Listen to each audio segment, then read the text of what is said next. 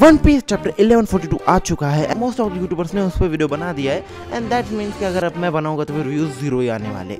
So that's the reason कि अब मैंने थ्योरी बनाई है, लेकिन वो थ्योरी सेंस बनाती है एट सम पॉइंट, लेकिन तुम सब उस थ्योरी को रिजेक्ट कर सकते हो। लेकिन अगर वो थ्योरी सक्सेसफुल हुई तो फिर that will be the absolute cinema.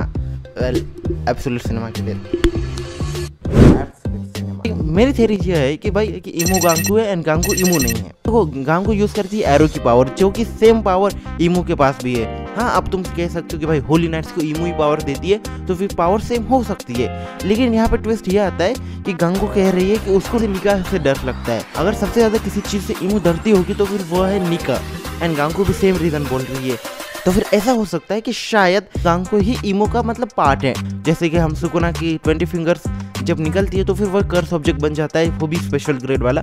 So that type of thing हुआ होगा गांगू के साथ कि मतलब इमो ने ही गांगू को क्रिएट किया होगा।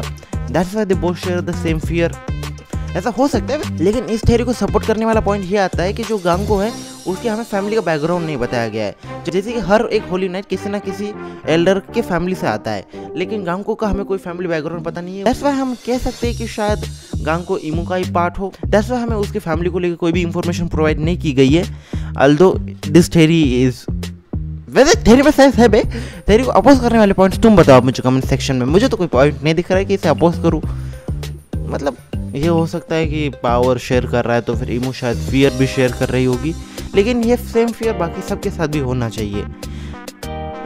Voda sensei might cooking something great, but comments में तुम अपने ओपिनियन बताना। एंड चैप्टर 1142 के ओपिनियन जानने हैं या फिर कोई भी कुछ जानना है तो बाकी के यूट्यूबर से ही तुम्हारे पास BPF लाइव है, जाके उन्हें चेक कर लो।